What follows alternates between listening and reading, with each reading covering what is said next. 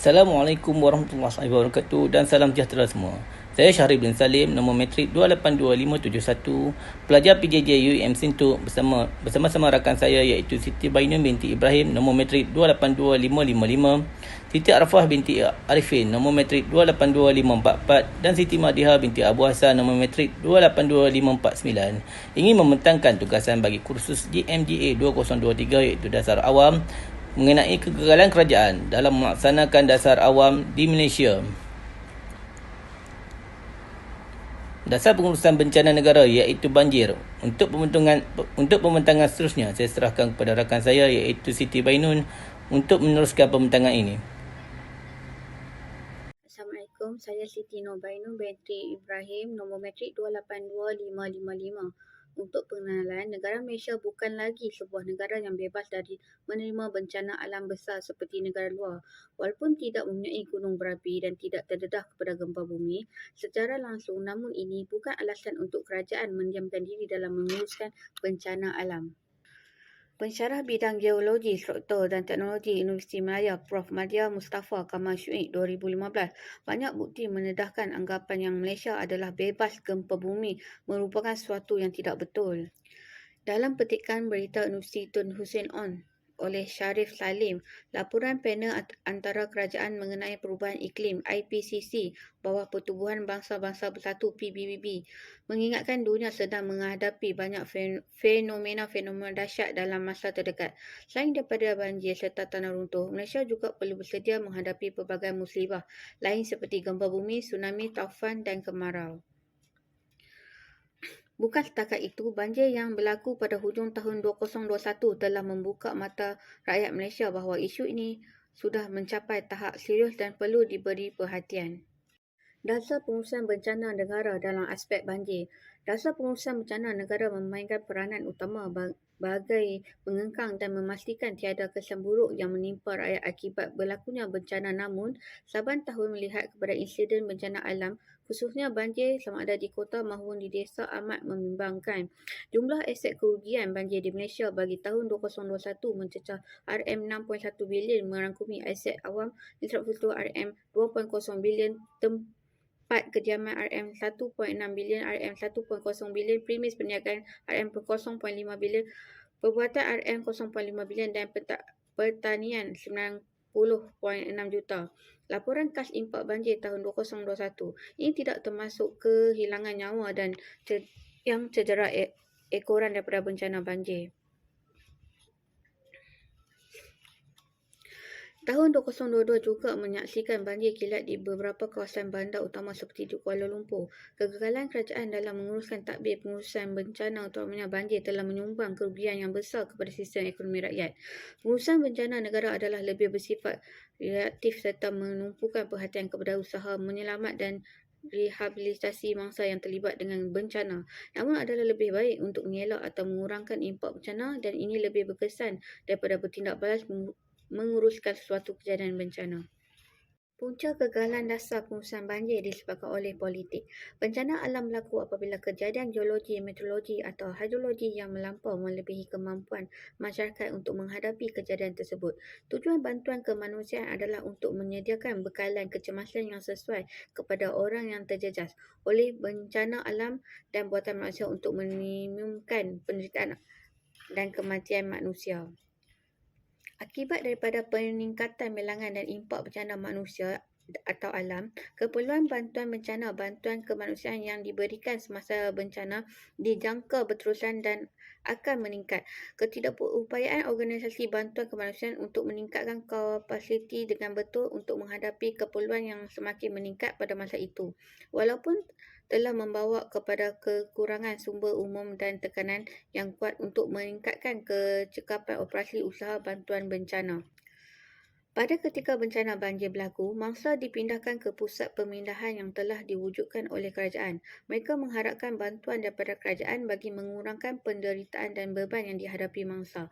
Terdapat isu yang timbul dalam penggagihan bantuan bencana. Bantuan yang diberi kepada bangsa adalah tidak teratur, sokongan yang tidak mencukupi dan bantuan juga perlahan. Isu dan masalah telah menyebabkan konflik di sana. Muhammad Zul Hafiz juga mendedahkan bahawa terdapat ketidakpuasan hati yang ketara terhadap pengurusan yang tidak dilaksanakan secara sistematik oleh Jabatan Kebajikan Masyarakat JKM, Majlis Keselamatan Negara MKN dan pejabat daerah kerana kekurangan peralatan penyelamat dan pusat pemindahan tidak memberi kesihatan kepada mangsa.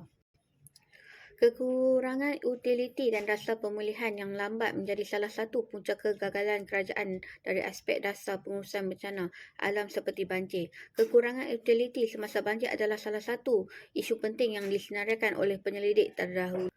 Kenyataan Rosli 2010 juga menyatakan bahawa dasar selepas bencana masih terdapat kekurangan dari segi salah faham melaksanaan dasar yang digubarkan oleh kerajaan menyebabkan pengurusan bencana menjadi tidak terkesan. Ini kerana dalam arahan nombor 20 yang mengandungi perancangan berkaitan dasar yang mekanisme pengurusan dan bantuan bencana negara yang telah dibangunkan pada tahun 1997 tidak ditetapkan dengan jelas penempatan yang akan diberikan kepada mangsa dan ini menyebabkan projek pemulihan perlu dilakukan, dibincangkan oleh pihak atasan dan memerlukan masa yang lama. Disebabkan itu, mangsa perlu tinggal di pusat pemindahan atau tinggal lama di rumah saudara mereka. Kerana ini menyebabkan mereka tidak selesa akan menjejaskan kualiti hidup mereka. Punca kegagalan dasar pengurusan banjir disebabkan oleh ekonomi. Banjir telah mengakibatkan pelbagai kemusnahan bukan sahaja kepada ekosistem negara tetapi juga kepada sistem ekonomi. Bencana banjir ini mampu untuk melumpuhkan sektor ekonomi kerana pelbagai kemusnahan telah berlaku dan pelbagai usaha dilakukan untuk memulihkan kembali sektor ekonomi negara. Pembangunan yang tidak terancang telah menyebabkan aspek pemeliharaan alam sekitar yang menyebabkan sistem aliran tidak diraihkan dengan sempurna. Kerakusan penggunaan tanah yang berleluasa bagi pembangunan dan penerokan kawasan yang sensitif terutamanya di kawasan yang berbukit tinggi, kawasan tadahan hujan yang menyebabkan berlakunya banjir. Pengurusan sisa-sisa pekerja yang tidak diuruskan dengan baik menyebabkan juga berlakunya bencana banjir ini.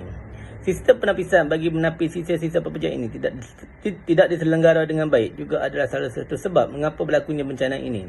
Sistem penapisan ini perlu diselenggara dengan mengikut kadar waktu yang ditetapkan agar dapat menapis sisa-sisa pekerja yang banyak setiap hari. Saya Siti Arfa, nombor metrik 282544 akan menerangkan pula punca kegagalan dasar pengurusan banjir disebabkan oleh sosial. Banjir merupakan fenomena bencana alam yang biasa berlaku disebabkan oleh faktor semula jadi dan manusia. Antara kegagalan dasar pengurusan banjir ini disebabkan oleh keadaan sosial yang meliputi semua aspek, di antaranya sikap masyarakat dan juga sistem pengurusan yang tidak efisien, sikap manusia dan mentaliti mereka sendiri dan masyarakat sekeliling kadang-kadang mengakibatkan berlakunya kejadian banjir ini. Sikap masyarakat yang sambil lewa dan tidak peka dengan keadaan sekeliling, terutamanya kebersihan tempat tinggal menjadi punca utama terjadinya banjir. Kurangnya kesedaran dan pengetahuan sivik di kalangan masyarakat menjadi antara punca pencemaran berlaku. Dan kesan terhadap masyarakat juga kerana kecuaian dan kelalaian mereka yang akan mengakibatkan kehilangan tempat tinggal dan kemusnahan harta benda sehingga ke tahap yang serius dan boleh mengakibatkan kecederaan dan kematian.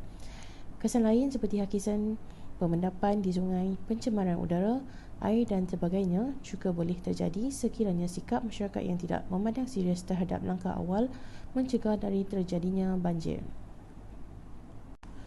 Pengurusan sampah sarap yang tidak efisien dan sikap segelintir masyarakat yang membuang sampah di longkang dan parit serta sisa-sisa bahan binaan dan industri hingga menyekat laluan air turut menyumbang kepada episod banjir kilat. Masalah sistemik yang berpunca dari perubahan sistem semula jadi akibat perbuatan manusia dan kegiatan penebangan hutan yang menjadi penyebab berlakunya banjir menjadi lebih buruk dan memberi kesan ke atas sekitaran hidrologi. Perubahan iklim juga menyebabkan cuaca menjadi lebih ekstrim hingga ke sistem manusia seperti pembangunan bandar yang tidak lestari tanpa pengurusan lembangan sungai dan saliran yang baik. Pembuangan sampah dan sisa-sisa akibat penebangan hutan yang ketara antara punca kegagalan dasar pengurusan banjir. Aktiviti 3R perlu dianjurkan dan diterapkan kepada masyarakat kita. Selain itu, peranan masyarakat itu sendiri perlulah dipupuk ke arah positif supaya menjadi pengaruh baik dan penting yang mungkin akan dapat menyumbang kepada peningkatan angka sasaran dan objektif dalam melaksanakan kempen 3R tercapai. Dasar perpaduan negara yang berteraskan konsep perpaduan dalam kepelbagaian menetapkan strategi jangka panjang yang menggariskan usaha yang berterusan untuk memupuk, mengukur serta memelihara perpaduan di kalangan rakyat dalam memelihara persekitaran dengan baik supaya apabila berlakunya bencana seperti banjir, keadaan ini dapat dikawal. Ironinya, banjir mampu memberikan impak pelbagai kepada manusia sama ada dalam bentuk fizikal maupun mental, sama ada secara langsung maupun tidak langsung jika perkara di atas tidak dibendung, diubah dan direalisasikan. Terusnya, cadangan atau tindakan bagi keberkesanan dasar. Yang pertama, menerusi laman web rasmi NADMA Malaysia, Dasar Pengurusan Bencana Negara telah pun mula diubah dengan lebih memberi penumpuan kepada usaha-usaha mitigasi pengurangan bencana. Ini kerana menurut Federal Emergency Management FEMA Amerika Syarikat, setiap $1 yang dibelanjakan untuk program mitigasi, 9 USD dapat dijimatkan.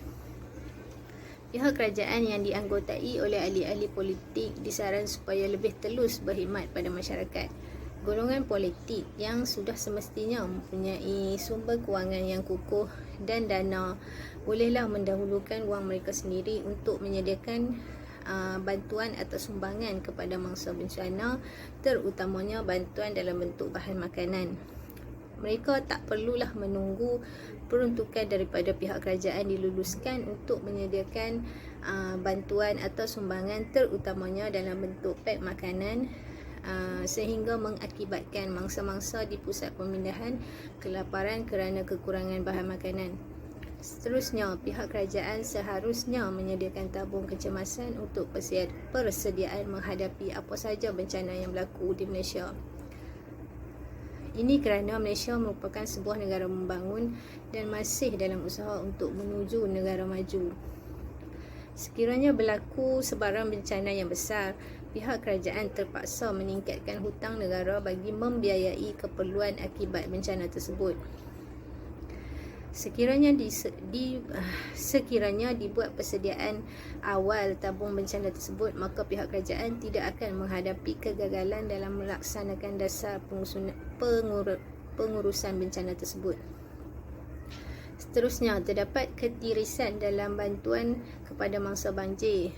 Kemudahan yang telah diberikan oleh pihak kerajaan telah disalahgunakan oleh segelintir rakyat yang tidak bertanggungjawab. Kesedaran rakyat dalam tanggungjawab sosial ini amat penting dan perlu bagi memastikan dasar awam dapat dilaksanakan dengan berkesan.